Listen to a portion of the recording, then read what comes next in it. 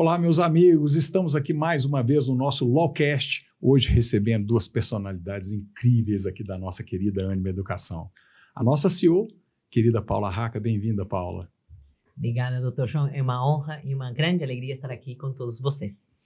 E o nosso querido vice-presidente acadêmico, Janes. Obrigado, professor, doutor João, uma satisfação estar aqui com vocês, pedindo licença para entrar nessa casa e na alegria dessa recepção, né, Paula? Que fantástica história desta faculdade. Então, estamos aqui hoje, pessoal, na nossa querida Milton Campos, não é? Mas, obviamente, fazendo aqui mais um podcast nessa sala que é híbrida, que pertence à Ânima e à nossa querida Ebrade. Então, vamos lá? Vamos bater um papo? Bora. Show de bola. Paula, querida, me conta um pouquinho, né, da sua origem, né, da sua vida pessoal. Vou falar da minha origem. Muitos têm curiosidade. Pois é. Naturalmente eu falo bom dia e já falo assim, gringa. Revela meu sotaque. Não tem, são 13 anos que eu estou no Brasil, né, João e Janes. Mas eu venho de Rosário, né, uma cidade que fica a 300 quilômetros ao norte de Buenos Aires. E minha história talvez tenha assim, pinceladas de empreendedorismo, de esporte e desse atletismo corporativo que faz 25 anos que eu venho exercitando, né, e aprendendo a jogar nesse mundo dos negócios que é maravilhoso. Eu fui goleira de hóquei grama, cheguei até a seleção argentina, tive 40 luxações de ombro, acabou minha carreira de atleta, então tenho ombro com cirurgia, com próteses, enfim, e com essa limitação física, encontrei no mundo dos negócios um ambiente muito fértil para desenvolver o mesmo espírito de construção coletiva, que é times humanos atrás de sonhos, de objetivos, de desafios, de campeonatos, aprendendo muito pouco com as vitórias, que servem para amassar nosso ego, e muito com as derrotas, e sabendo que toda jornada bem-sucedida nada mais é do que um fruto de esforço, de dedicação, de consistência, de preparação. E desde esse lugar que eu passei por ArcelorMittal, que foi o principal lugar onde eu construí uma trajetória de 20 anos, entrei trainee, cheguei como primeira mulher também na diretoria, primeira mulher numa seria, primeira mulher na diretoria, em épocas que nem se falava em questões de gênero, diversidade e os desafios que isso naturalmente traz, mas que, por outro lado, me trouxe uma vivência em 6 países, em muitos lares por onde eu passei, e o que eu trago talvez dessa jornada para a Ânima é a convicção de que a educação é a única e a melhor herança que eu podia ter tido na minha vida. Puxa vida, esse gancho é muito maravilhoso, porque eu já passo a bola aqui para o Janes para poder perguntar um pouquinho dessa sua vida pessoal, etc. e tal, mas também desse mundo maravilhoso da educação, né, do qual, aliás, você não só é oriundo, mas que agora é o responsável aqui na nossa querida Ânima Educação. É um desafio que engrandece bastante, né, responsabiliza bastante, e a educação transforma vidas, transformou a minha vida, né? Eu sou de Doutor Pedrinho. Se alguém procurar no Google aí, vai ver que é uma cidadezinha muito pequena. Me conta essa aí, Janes, que essa eu não sabia. Doutor Pedrinho. Tem 3 mil habitantes, né? E eram as colônias ali de Rodeio, Ascurra. Isso... Teve a colônia Blumenau. Sim, que mas em Santa Catarina. Em Santa Catarina, Vale do Itajaí, mais ao norte aí de Santa Catarina.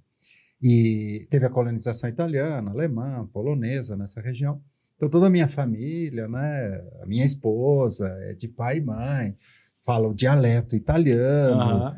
Inclusive a gente brinca, o R pra gente, ele já sabe, você é de Santa Catarina, porque a gente dá uma castigada no R, né?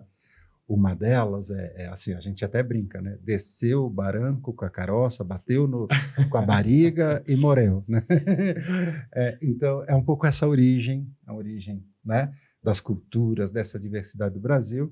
E a educação me colocou no mapa do Brasil, né? Me trouxe até aqui.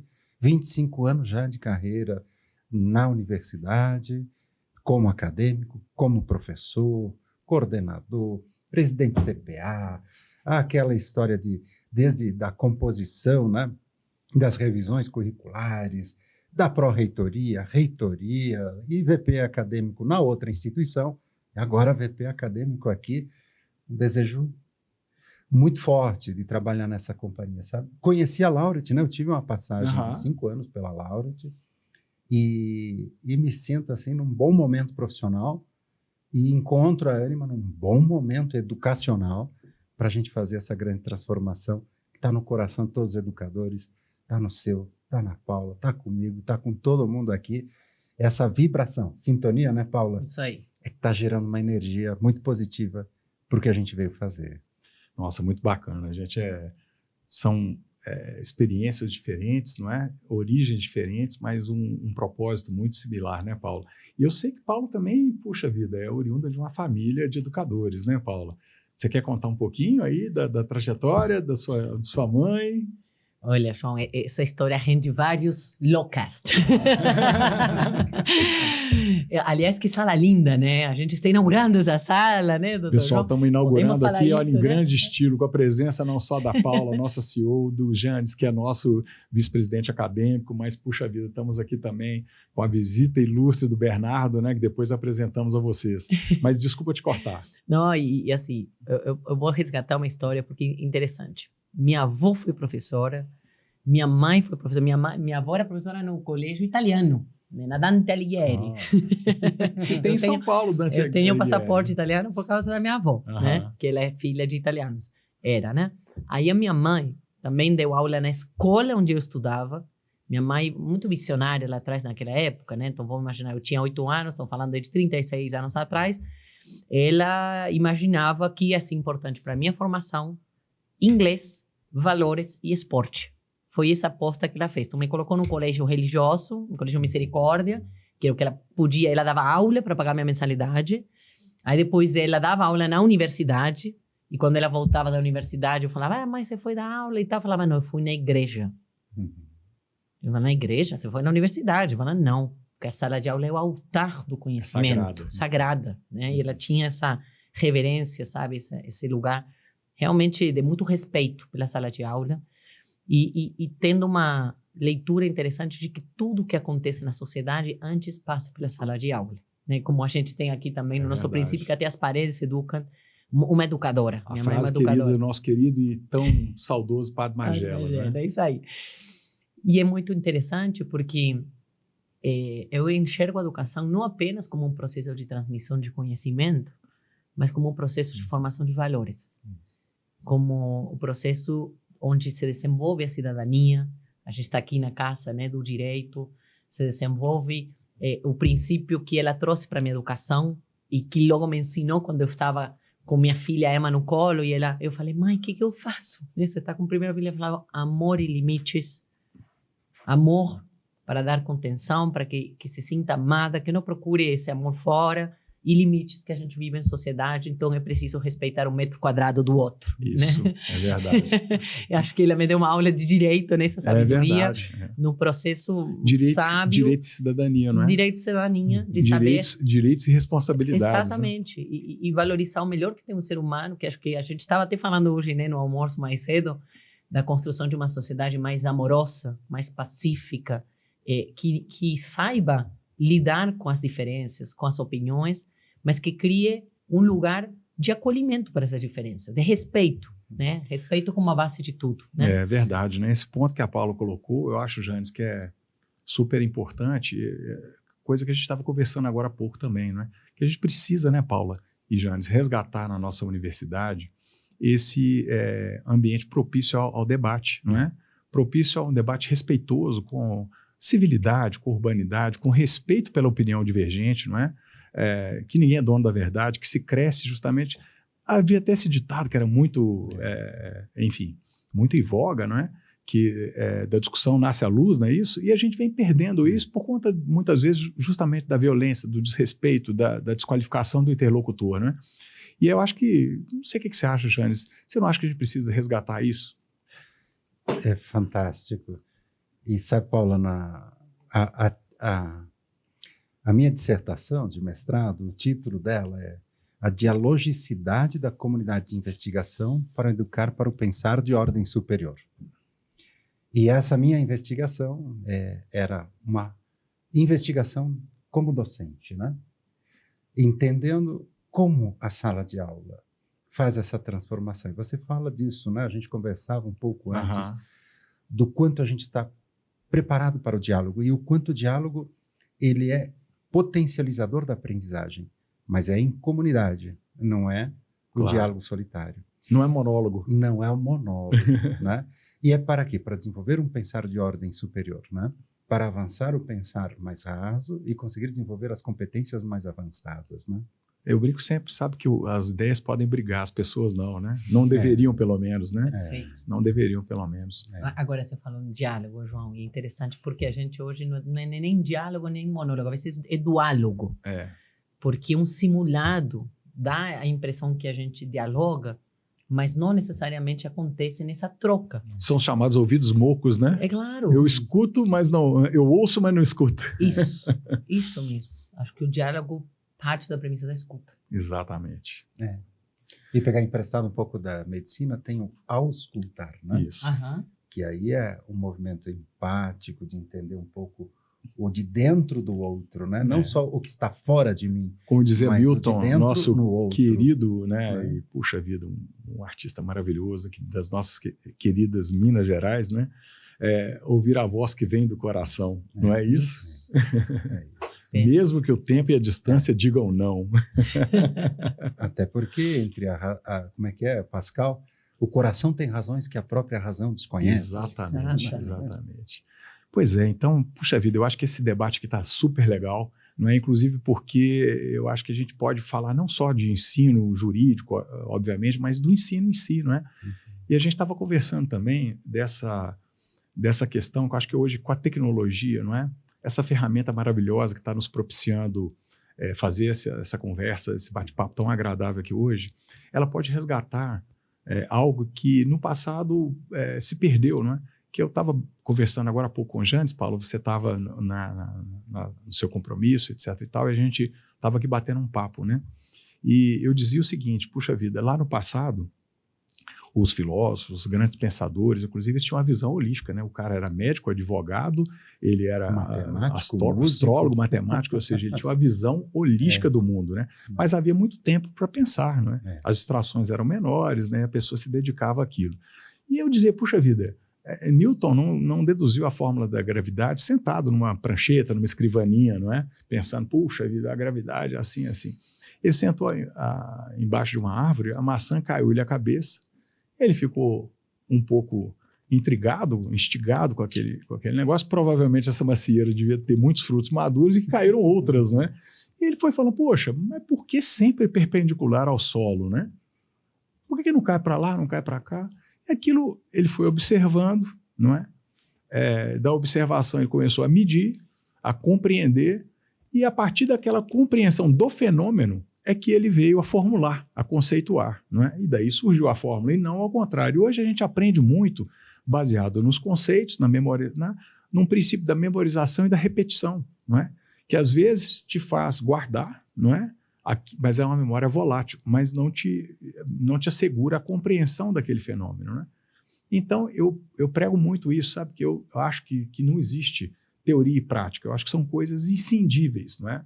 Que é o fenômeno, a compreensão do fenômeno, ou seja, o fenômeno é aquela observação empírica, não é? A compreensão é a partir daí você teorizou. Nunca mais se esvai aquele conhecimento, não é? Porque ele passa a estar consolidado, você compreendeu, então você não precisa guardar, memorizar. E eu acho que dá tempo agora da gente resgatar isso, não é? Porque lá atrás, com a questão da Revolução Industrial, se mimetizou muito na educação e foi muito bom, porque democratizou, viabilizou o ensino para muita gente, que antes era privativo aí de nobres, ricos, clérigos, etc. e tal. E com esse fatiamento, não é, das disciplinas, dos cursos, né, acabou, um tio-avô meu, um jurista muito famoso, fala, você não pode ser detentor de um conhecimento que está pertencente a um escaninho do direito, que ele é sistêmico, como o direito, qualquer ciência é sistêmica, não é? O que você acha disso, Janes? Assim, eu fico intrigado com isso e tentando resgatar e tentando pregar, né? Mas muitas vezes eu sinto que eu estou pregando no deserto, não é?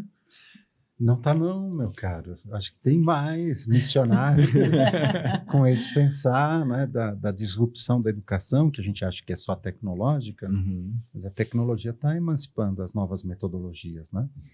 Então, isso que você traz, você fez uma viagem histórica, né? Você ativou vários elementos. Mas... Eu disparei aqui. Foi por método dedutivo, indutivo, trouxe tudo.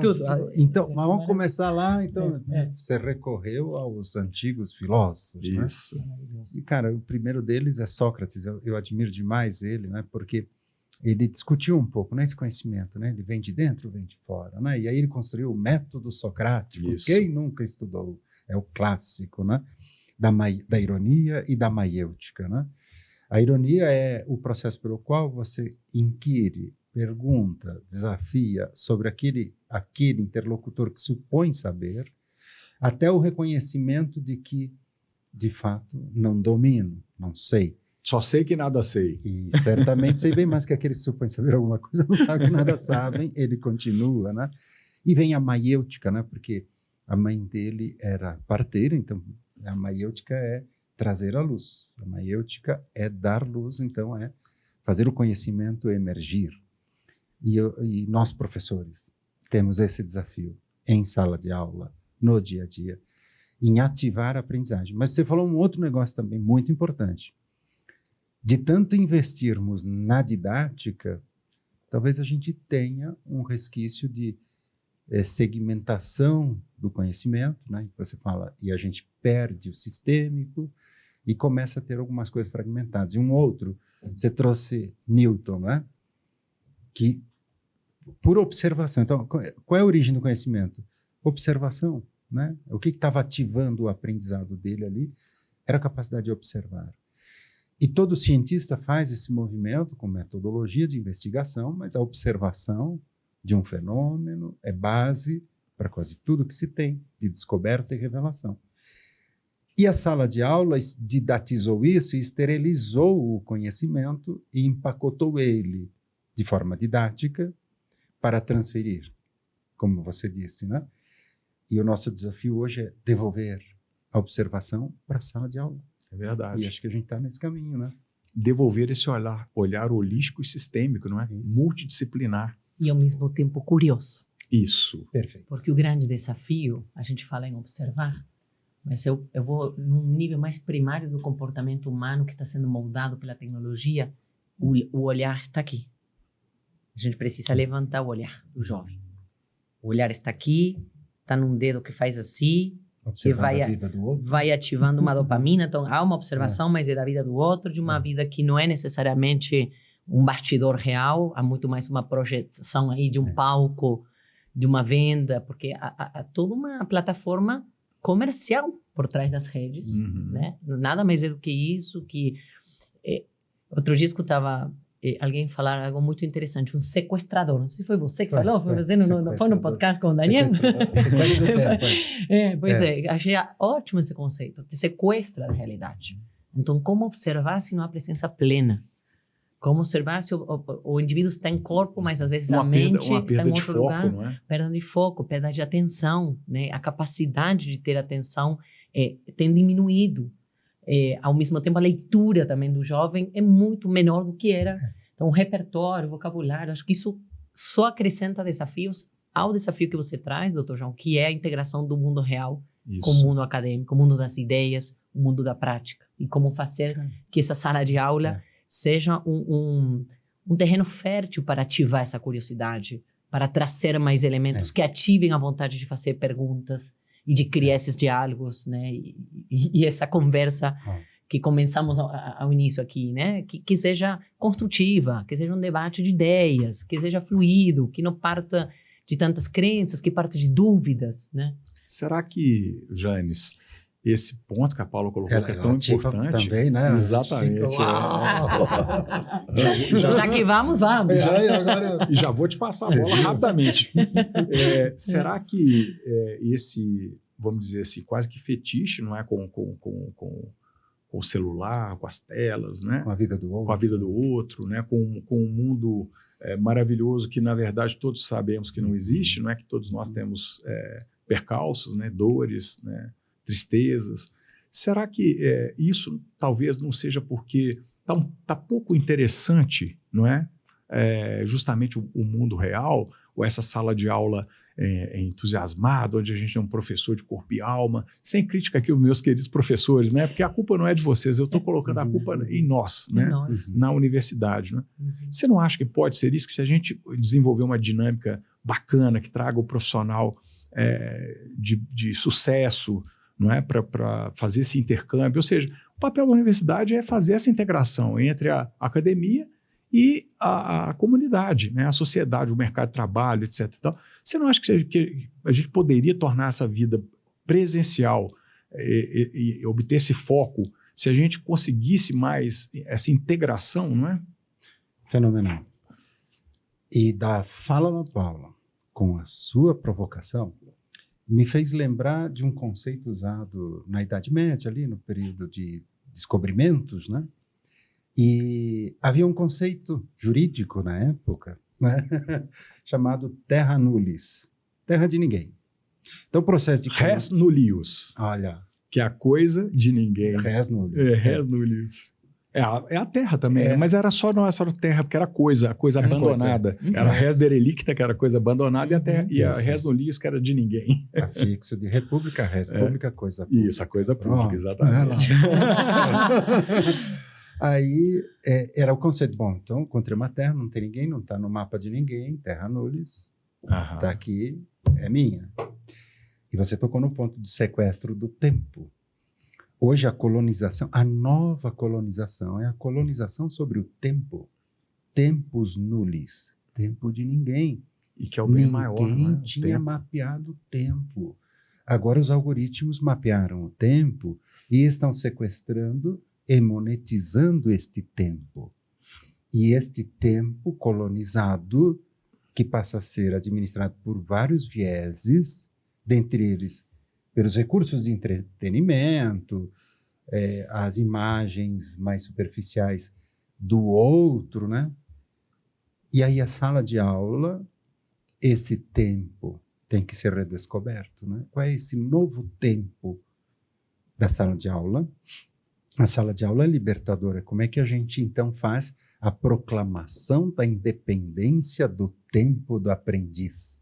Uau. Que sequestrado já não aprende, e a gente vê uma geração em que alguns investigadores falam que começa a ter um prejuízo sobre o QI das pessoas, né?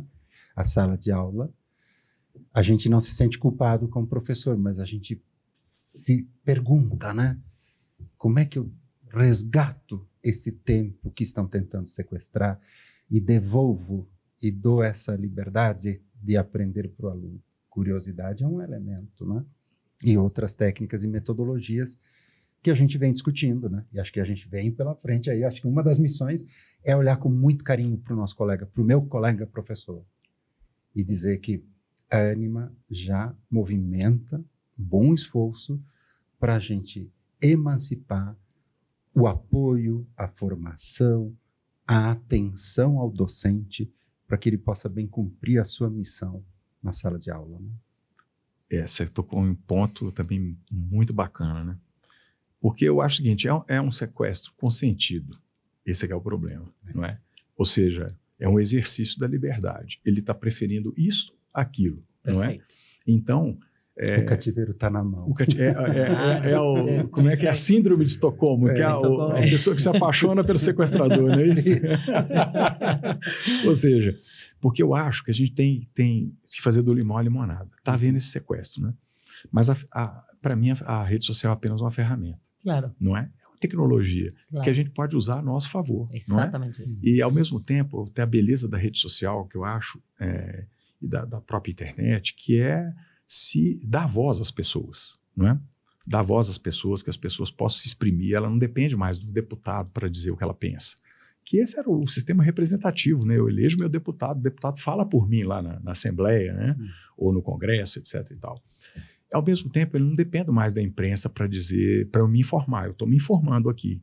Então, a gente começa a compreender um pouquinho até o fenômeno da atualidade, né? Porque a mídia... Porque a população está considerando, infelizmente, a mídia e os próprios representantes que elege com os seus adversários, não é? Uhum. Isso é algo que também é para a gente pensar. E eu acho que os próprios congressistas e os próprios integrantes da mídia, aos quais aqui também rendo a minha homenagem, eu sou filho de um professor, advogado e jornalista, né? Então, e eu tenho esses papos muito cabeça, assim, sabe, com meu pai, porque ficam todos ainda amarrados naquele sistema rígido antigo, ou seja, não adianta a gente querer virar inimigo da ferramenta da tecnologia, não é? Claro. E nem ficar brigando com ela. Sabe? E como é que a gente transforma, Paula, isso a nosso favor? Como é que a gente usa a rede, que vamos dizer assim, quase que inevitável, não é? Essa escolha do aluno, como é que eu ajudo o aluno que quer a escolha, ou seja, ele quer a tecnologia também, ele quer a presencialidade, ele quer o amor, ele quer o carinho, né? Ele quer a experiência do convívio, né, das pessoas. E, ao mesmo tempo, ele não quer abrir mão da tecnologia e da possibilidade dele se exprimir, dele falar o que ele pensa, não é? Sim. Ainda que seja errado, né? Como é que a gente faz isso? Como é que a gente joga a favor? Excelente ponto. Porque nunca é a ferramenta, sempre é o que nós fazemos com ela. E enxergando nessa seara a tecnologia como plataforma de comunicação e de construção de comunidades, porque acho que existe uma dinâmica muito interessante. Há uma democratização do acesso à informação, com o ônus e o bônus que isso gera, porque quando você abre a plataforma e ainda com um desafio que cada vez mais os jovens acedem de maneira mais temprana, mais cedo. Então, tem acesso hoje um jovem, às vezes, de 10, 12, 15 anos, a informação que nós não tínhamos na nossa época. Então, isso cria, inclusive, muda o debate familiar. Outro dia, eu comentei, minha filha chegou e falou, mãe, aqui em Belo Horizonte tem risco de desastre natural? Com 10 anos. Eu falei, onde você viu isso? Não, uma amiga me mostrou no Instagram. Então, como a gente cria conteúdo, cria histórias. Aliás, não precisa nem criar as histórias. Conta as histórias, inclusive pensando para o universo da Anima. A Anima já tem uma história tão repleta de exemplos, de conteúdo, de conhecimento, que a gente precisa começar a divulgar de uma maneira muito mais contemporânea. A gente precisa assumir com humildade nossa limitação para nós que somos, né, de uma origem analógica, porque, né, eu tô aí, né? Eu não sou não, viu, pessoal? A gente vem dessa origem, né? Nós tínhamos o Walkman, né? A gente vem... Então, eu sou da pré-história, na verdade. Como lemos esse comportamento, como a gente aprende a entender essa dinâmica, porque a gente não pode pretender mudar o comportamento coletivo. O jovem se comporta assim. A gente precisa, entendendo esse comportamento, como a gente alimenta com aquilo de melhor, como a gente cria uma máquina de matar fake news, como cria espaços de debate positivos, como o direito cria um ambiente de paz, de justiça, de busca pela verdade. A gente está falando aqui de tantos filósofos, é muito importante e muito lindo, né? Inspirador. Porque a fala sempre vai e volta no tempo, mas isso nada mais é. Vamos falar de novo em tempo. Tempo talvez seja o grande juiz do valor das coisas, porque aquilo que persevera e que consegue sobreviver ao tempo é algo de valor. Então, aqueles princípios milenares, a gente não precisa reinventar a roda, né? Muitas coisas, às vezes só voltar na origem. Então, quando a gente fala nesse cenário de construção de futuros e por onde passarão esses futuros, eu gosto muito dessa volta à origem, de futuros ancestrais que olham para a nossa origem e resgatam o melhor. Então, de novo... A essência, né? A essência do ser humano. Os né? valores. E aí eu vou dar um exemplo muito simples, João. Quando eu estava ainda na ArcelorMittal, você acompanhou um pouco dessa jornada, e eu lembro que estávamos falando de temas contemporâneos que começaram a fazer parte do ambiente não apenas da educação, mas também dos negócios, como é a diversidade, né? Agora as pessoas se expressam nas suas formas mais amplas de ser maravilhoso. E uma pessoa chegou e falou para mim, Paula, que incrível, aqui tem respeito, que máximo. E eu fiquei pé da vida. E eu olhei para essa pessoa, te contei e falei, respeito não é o máximo, é o mínimo. Isso. Então, há um espaço para reeducar esse entendimento de que são que princípios e que são fins, porque quando o mínimo se torna o teto, Eu fico pensando onde que estamos errando, onde que a gente precisa voltar a essa origem, resgatar E as pessoas aquilo se que contentando sustenta. com tão pouco. E né? não é um alvo. Isso precisa ser um resgate de uma base para uma construção, né? De uma sociedade mais justa, mais plural, mais próspera, mais inclusiva, né? E aí, Janes? O que ela ativou aqui? Me conta aí, porque... Ela me fez supor que você tem uma coleção de disco de vinil. em casa. Ou que talvez ainda tenha saudosistas, fitas, cassetes com músicas do Pink Floyd. Sou eu. Conheceu já. Agora, sabe um trechinho? Isso que a Paula falou agora, né? E a música do Pink Floyd. O Dark Side of the Moon, durante 50 anos, ele está entre os 10 discos mais vendidos. Olha que coisa incrível. Ele conseguiu perpassar todas as gerações, não é? Eu fui num dos shows, né? Eu fui lá em Verona, mas depois estive no Allianz Parque, não é? No show do David Gilmour. E eu fiquei impressionado de ver jovens de 16, 18, 19 anos chorando aos prantos com a música do Pink Floyd. Eu falei, eu achei que era só eu, que era da era dos dinossauros, né? Mas desculpa te cortar. Não. Acho que a gente está falando dessas tecnologias, né? Dos tempos e movimentos. E quando a gente olha para essa construção, né? Histórica, da forma como compreendemos o outro e nos relacionamos, né? O respeito que se esvaziou, o teto máximo e o mínimo, né? É também em relação à inteligência artificial, né? Pegando uma ponte aqui. Isso é bacana, hein, esse tema. Que não podemos escapar, ela tem um elemento que chama atenção, que há um viés. Encontrei algumas startups que se aventuram e são muito bem intencionadas em resolver os problemas da sala de aula, da educação. Mas o viés é sob um paradigma tradicional. A solução carrega a transposição da digitalização da sala de aula convencional para uma estrutura tecnológica, né?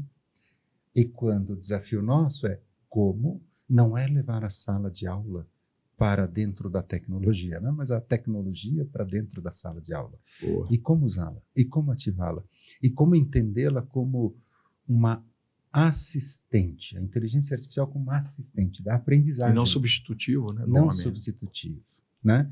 E como usar e criar desafios em que o estudante, né? A gente lembra da calculadora na Escócia, teve manifestação dos professores contra Claro. a calculadora na sala de aula, Imagina já só. se viu, né?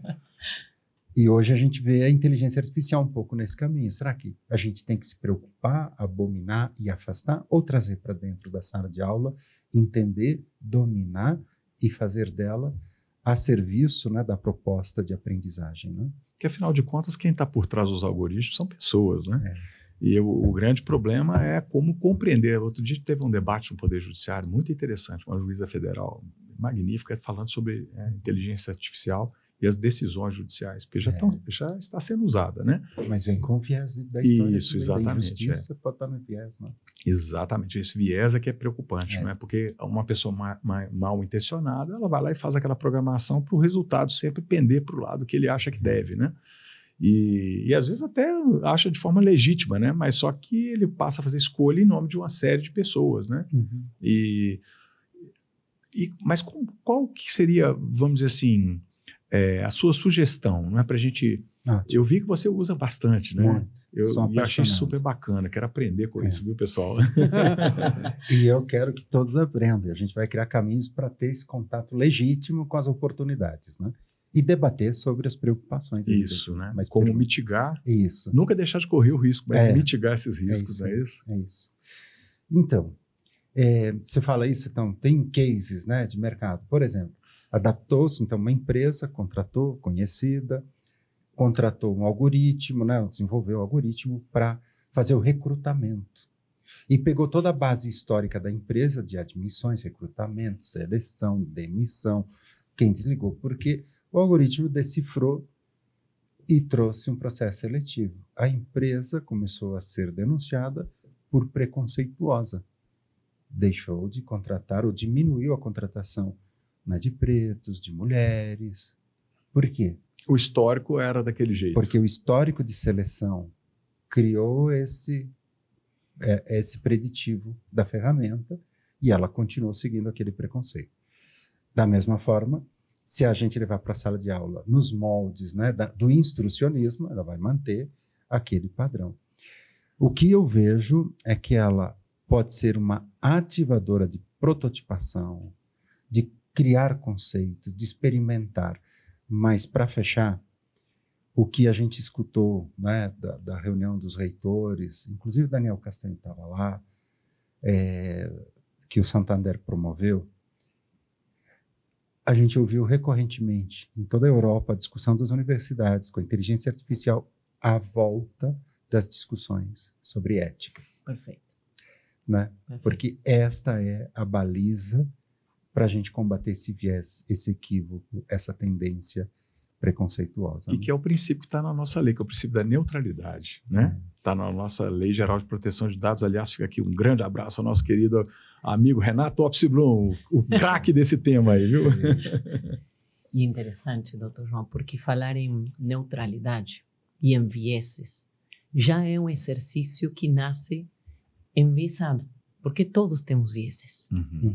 A percepção que nós temos é que sempre é o outro que tem um viés e não é a gente. Uhum. Porque são vieses que operam numa lógica inconsciente, né? Tem um teste de Harvard que é muito interessante, que, aliás, ele está disponível. A gente pode enviar o QR Code e colocar aqui no nosso Holocast, que é muito interessante. Fica combinado aqui, viu, produção? Vamos fazê-lo. Eu vou enviar, eu tenho ele bem disponível.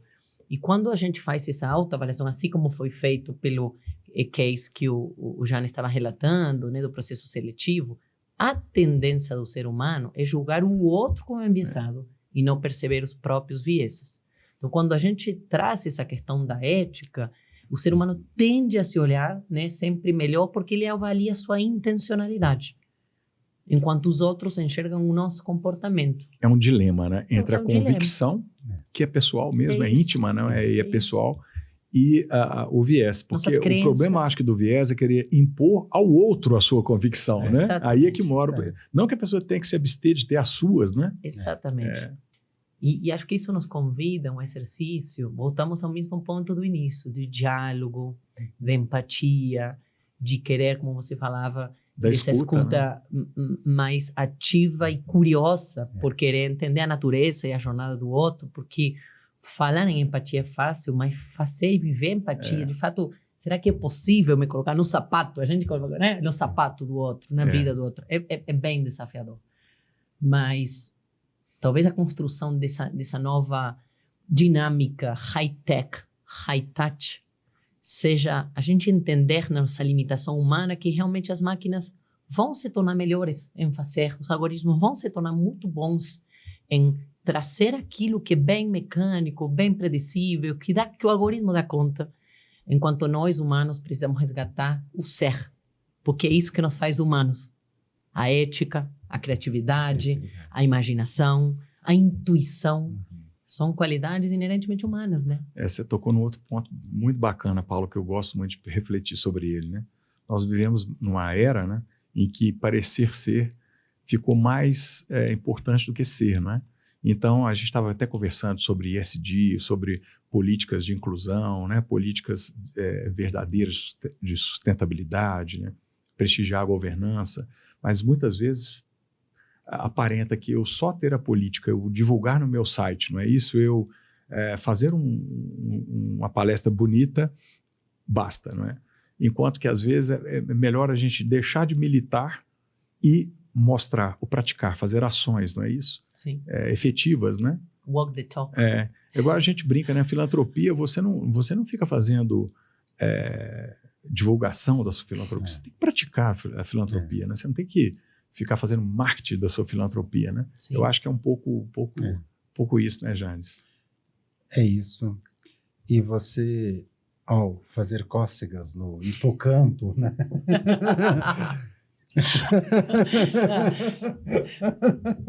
Essas expressões são maravilhosas. Adoro. A neurociência é incrível, né? Uhum. Mas você me trouxe um autor, né? Eric Fromm, sim, que escreveu Ter ou Ser, né? Que é a muito reflexão. Bacana. E tem um outro livro dele que eu gosto muito. Eu li ele umas 4 ou 5 vezes. Deixa eu ver o que eu estou pensando. Revolução? Não. Ah. Revolução da Esperança. Que lindo. É lindo esse livro, porque ele pega a Revolução Industrial, faz análise na Escola de Frankfurt, né, que ele é, e ele traz uma leitura sobre a Revolução da Esperança. É lindo esse livro. Ele é considerado, né, como psicanalista do coração humano, né, um filósofo que procurou entender mais profundamente. E ele fala do homo esperans, o homem esperançoso. Porque a gente vê uma desesperança, né? Paulo Freire também fala disso. Isso aí. E de como a vida para muita gente, né, precisa trazer o tom da esperança, e a nossa responsabilidade dessa revolução da esperança, porque estes valores enviesados acabam poluindo a essência da vida e confundindo, né? Então, acho que é uma causa bonita para todos nós, né? Para celebrar a revolução da esperança. Antes de Homo Faber, Homo Sapiens, somos Homo Esperans. E aí ele até faz uma composição antropológica que falando que antes da cultura, da linguagem, o ser humano se viu esperançoso. Isso porque alguns achados arqueológicos mostram a concepção de a presença ali, né, do sepultamento, acaba tendo essa identificação. Ele tem esperança de uma vida depois. Então, esses primeiros rituais falam de um homo esperans, além do homo faber. Né? Então, é uma reflexão maravilhosa, né, num contexto de leitura da Revolução Industrial, e a gente está na Revolução 5.0. Agora é a 5.0, né? Então, quem sabe uma Revolução da Esperança 5.0. Boa. Talvez hoje educar seja o maior ato revolucionário, né? E educar desde esse lugar, como você citou muito bem Paulo Freire, grande educador, e ele falava da esperança como esperançar, não como esperar, mas como movimento ativo, como movimento proativo, na busca da construção daqueles futuros melhores, né? E talvez nossa missão como educadores aqui seja colocar esperança no coração de jovens que sabemos que mais da metade são nem, não querem nem estudar, nem trabalhar. E a gente sabe que não existem atalhos na vida, né? Não existe receita de bolo, não existem fórmulas mágicas, existe dedicação, compromisso, persistência, perseverança. Voltamos a falar em valores e por isso que eu gosto de trazer a educação como esse processo de formação de valor e de esperança. E aí eu vou citar um conterrâneo meu, o Quino, que criou a Mafalda. Ele disse o seguinte: ensinar é fácil, porque tem a ver com saber. Educar é difícil, porque tem a ver com ser. Voltamos de novo ao processo de formação de valores, de novas crenças, com luz para os novos tempos e para os desafios contemporâneos que estão ali. Que a gente faz parte da causa, de alguma maneira, e que precisamos ajudar esses jovens a ter esperança, que nós vamos fazer parte da solução e que vamos juntos construir, co-criar esses futuros melhores, né? Eu vejo o seguinte, sabe? A gente estava brincando aqui com a palavra, né? E essa semântica ela é muito interessante, né? Tem muita gente, viu, pessoal, que é muito contra o jargão jurídico, etc. e tal, porque acha que é dirigido à sociedade, que deveria ser num português mais coloquial, mais compreensível, e eu concordo, né? Mas acho que no estudo a gente deveria buscar esses radicais, né? Porque as palavras dizem muito por si, né? Inclusive as expressões latinas que estão um pouco em desuso, né? Sim. Mas, olha, se o jovem entendesse, que se ele entendesse, não ter que estudar latim, mas compreendesse essas expressões, não é? Elas trazem muita coisa, né? Então, vocês falaram em esperar, em esperançar, não é? E eu diria diálogo, mas eu, brincando um pouquinho com a palavra, eu diria, puxa vida, o jovem, então, que tem pouca tolerância com a espera, não é? Mas ele tem esperança e sede de saber, não é? Mas ele gostaria muito de experienciar. Ou seja, ele quer ter uma experiência. Então, o jovem, por exemplo, que entra numa faculdade de Direito, ele quer ser, desde o primeiro dia, um pouco advogado, um pouco promotor, um pouco juiz, não é? E, às vezes, a gente o priva dessa experiência, né? Perfeito. E eu acho bacana, por exemplo, o Rock in Rio, né? Eventos que trazem essa dimensão, te colocam dentro do palco, não é? E eu faço parte, né? eu sou do time, né? Puxa vida, eu visto a camisa. E a partir daquele momento, tudo fica mais fácil, né? Então, a gente propiciar a experiência ao aluno, né? A possibilidade dele ser partícipe da história, né, Janes? E o desejo, e se sentir autorizado e convidado e desejoso de experimentar. Né? Curioso, né? Curioso para sair do quarto, para sair do game, para sair de casa. Vem para esse outro game. Exatamente. Não é? Né? Que é um game muito mais legal, né? Game. Imagina, a gente tem... Game da vida, o jogo da vida. O jogo da vida. O jogo da vida. É onde a troca de afeto, a troca de opiniões, não é? O debate saudável, respeitoso. Maravilhoso. E, poxa, que a gente saia desse debate juntos, depois vamos tomar um chopp, vamos comer uma pizza, né? Então... E até porque a gente falávamos no almoço, né, dessas polarizações, né? Então, a etimologia da palavra diálogo, né, de dois logos, de duas razões, né? No mínimo, tem duas razões. E como criar metodologias para exercitar essas múltiplas razões e conseguir percebê-las como uma oportunidade de fazer novos caminhos para conhecer novas coisas, para aprender a desvelar, né? E não como a gente falou antes aqui, outra palavra que apareceu, são aquelas verdades absolutas, os dogmas, as crenças, né? Que são os elementos limitantes do desenvolvimento. Né? E você está trazendo um ponto interessante.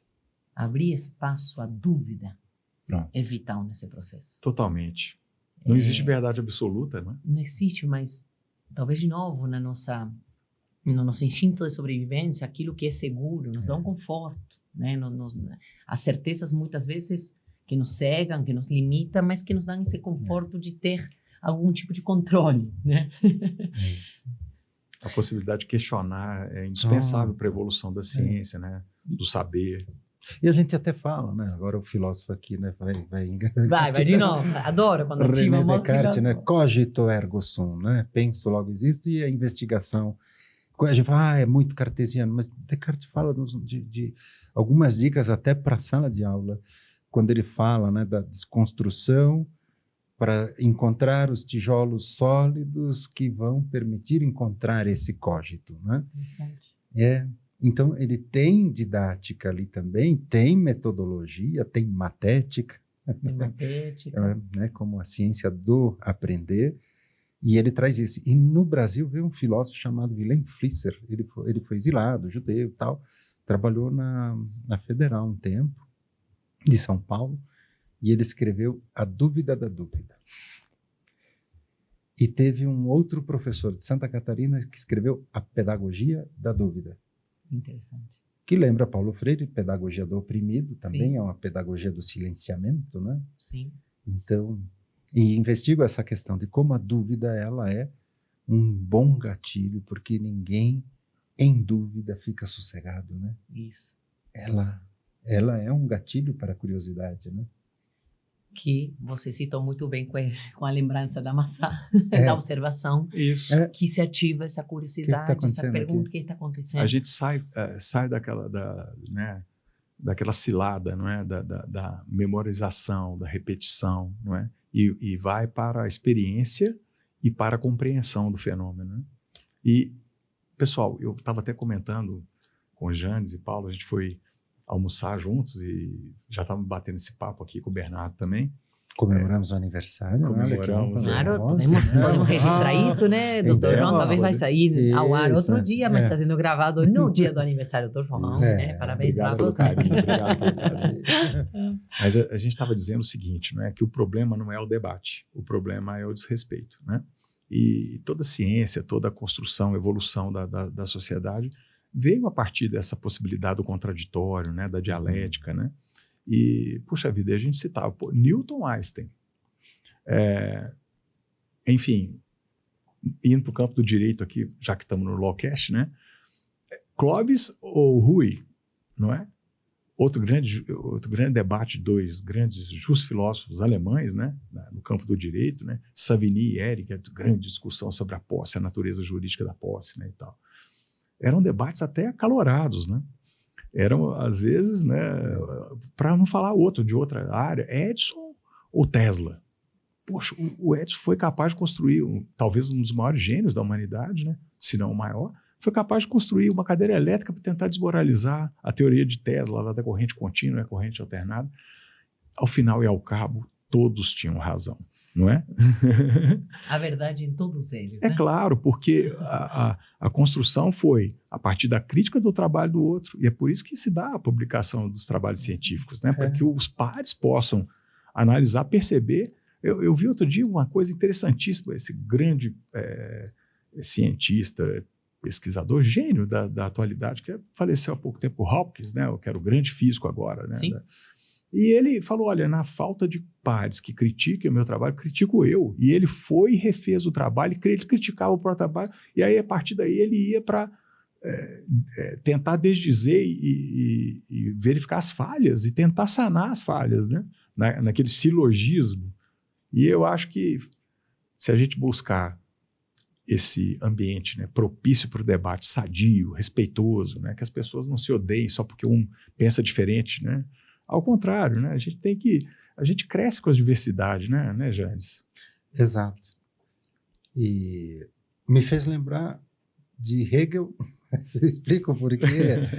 Porque a dialética hegeliana prevê isso, né? Porque quando em sala de aula eu lecionando filosofia, em alguns cursos era super aderente, em alguns cursos fazia um processo de encantamento para os estudantes, né, apreciarem e fazer esse movimento de fazer uma disciplina que parecia de humanas, genérica, ser tão atraente e potente quanto as outras, né? No interesse, no engajamento. E aí eu adotei a estratégia da dialética hegeliana, tese, antitese. Isso. E eu não levava a síntese. Uhum. Geralmente, os livros, materiais, muitas vezes trazem uma síntese que são as conclusões que o autor chegou da dialética. A partir daquele, né? Uhum. E eu levei a dialética para a sala de aula. Levei a dialética em várias estratégias, né, de criar uma tese, apresentar a antítese, criar grupos com tese e antítese, e a síntese acontecendo deste fórum, deste movimento, né? É o desaguar, né? Exato, Uhum. né, para encontrar os caminhos, né, das conclusões possíveis, dos temas, né? Até que na eram física é movimentados. assim, não é? Você tem um vetor aqui, o outro aqui, você tem a resultante. Exato. Não é? Né? Então, me fez lembrar um pouco disso. Como exercitar esse diálogo? Tem metodologias para isso que nos ajudam. Né? E talvez para exercitar esse diálogo, qual que é o papel do professor nessa história?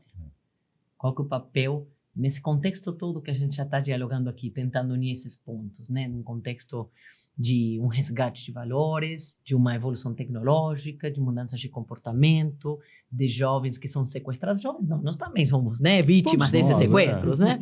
De déficit de atenção, Se formos de menos consultar, repertório e menos vocabulário, às vezes, para embasar. Inclusive, outro dia eu li isso, que um dos grandes desafios do uso do ChatGPT, da inteligência artificial generativa, passa por saber elaborar as perguntas. Isso. E que muitas vezes a elaboração das perguntas ela é melhor elaborada por pessoas que têm um vocabulário, apenas um repertório, né, que consiga endereçar de maneira mais assertiva a pergunta que precisa ser feita.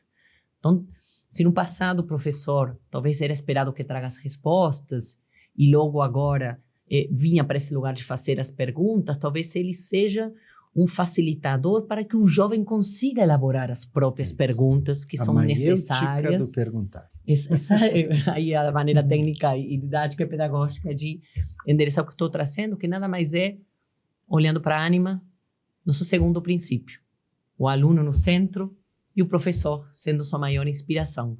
E talvez uma das formas mais importantes de inspirar, mais simples de inspirar, seja criando esse espaço para que surja a curiosidade, que surja uma zona de conforto para o erro, para a dúvida, para o desconforto do erro, para o desconforto da dúvida, e que nesse exercício de fortalecer a autoestima do jovem, da coragem, da busca dessas respostas, desse processo tão gostoso, a gente traga essa visão de que não se trata apenas da descoberta, não se trata apenas do destino, mas sim da jornada de aprendizagem. Que vale mais o caminho do que o destino, não é isso? Aí. Essa jornada juntos, não é? Essa jornada O caminho incrível. e a companhia, né? Isso, a companhia. A companhia, aliás, é indispensável, viu, pessoal? Escolham boas companhias para suas trajetórias, né? Meus E a amigos, viagem nunca será longa.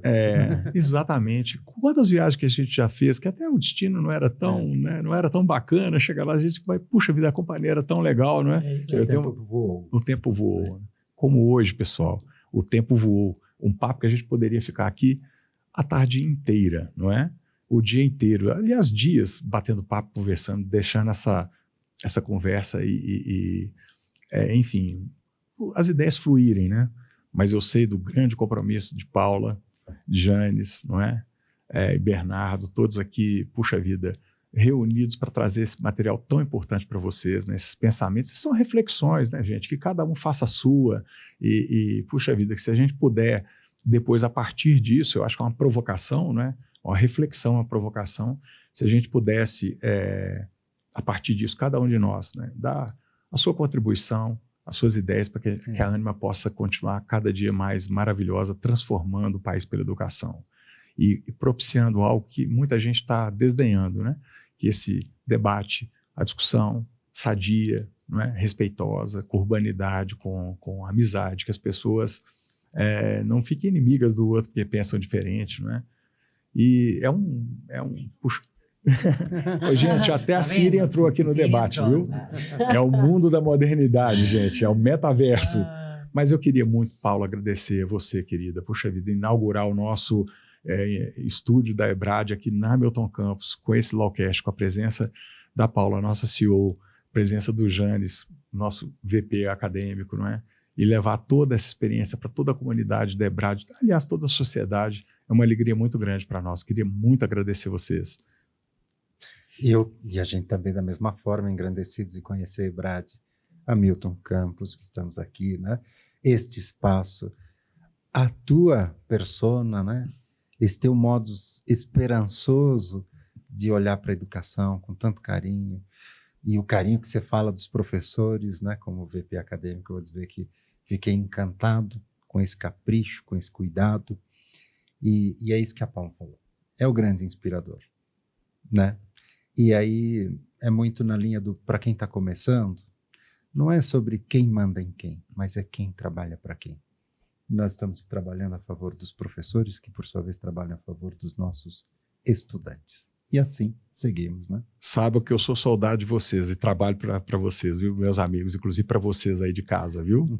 Paula, querida, muito obrigado mais uma vez, sem palavras, né? E para a gente é uma honra muito grande recebê-la aqui junto com o Janes, justamente na inauguração desse espaço, que ele já existia, mas com um outro formato, e ele vem justamente, Janes, nesse espírito de trazer e fomentar esse debate saudável, né? Essa discussão sadia, que as ideias possam purular e que a gente venha a construir uma sociedade mais justa, mais, enfim, mais harmoniosa, não é? Paula, obrigado, querida. Obrigada, doutor João. Obrigada, Janes. Esse diálogo aqui é só o início desse novo momento. A gente está vivendo na Ânima o que nós chamamos de essa terceira onda, né, João, Janes, que é esse terceiro ciclo, esse terceiro momento de uma jovem de 21 anos, que embora a gente fale em 21, congrega 800 anos de história presente na sociedade brasileira, com todas as suas marcas, Hamilton Campus e EBRAD sendo duas marcas premium aí, potentes e fortes dentro do ecossistema. E acho que hoje, oficialmente, a gente inaugura um novo capítulo também, né, doutor João e Janes, na história do direito na Ânima, trazendo esse novo olhar que o direito pede, né, para os tempos contemporâneos, que consiga unir tradição com inovação, que traga toda a potência que o direito merece e pode oferecer para a sociedade brasileira nessa construção de uma sociedade mais justa, de um direito pro-dio, como fala, né, Marcelo? Isso, como fala, né? Ou seja, pro-acordos, dos negócios, viabilizador, né? de acordos, de encontros, de consensos, de diálogos com convergências, apesar das divergências, mas que permitam e viabilizem um lugar de paz, um lugar de união. Nós temos essa missão, para mim, super essencial por tudo que a gente faz, sendo o direito nossa principal carreira, né, doutor João? Sabendo que a gente forma, né, 60 mil alunos no direito, é um número, são muitas vidas, né? São muitas vidas. E com a beleza do direito está em tudo, né? Ele está nas tudo, relações de trabalho, nas em relações tudo. sociais, nas relações de família, né? Então, conte com o meu apoio, sabe, Dr. João? Eu quero dizer isso. Eu estou ao serviço de você, da Milton Campos, da EBRAD, da nossa VP acadêmica e dessa nova construção para que a gente viabilize e traga toda essa potência linda, humana, de criar advogados mais conscientes, né, e mais comprometidos com a criação de uma sociedade mais justa. Olha, pessoal, vocês viram aqui que debate maravilhoso, né? A gente poderia... Vamos prometer novos capítulos, né? Para que a gente ficou com um gostinho de quero mais. Mas, puxa vida, Paulo, não tem mais palavras para agradecer a você, o Janes, né? Maravilhosas reflexões e que vão ficar aqui suscitando uma série de ideias e convidar você de casa para também fazer essa reflexão. Você que está conosco aí na EBRAD, na Milton Campos, em todo o ecossistema Ânima que tão potente na área do direito, né? Muito obrigado por tudo. Pessoal, até a próxima com um novo episódio do nosso Lawcast. Tchau, tchau.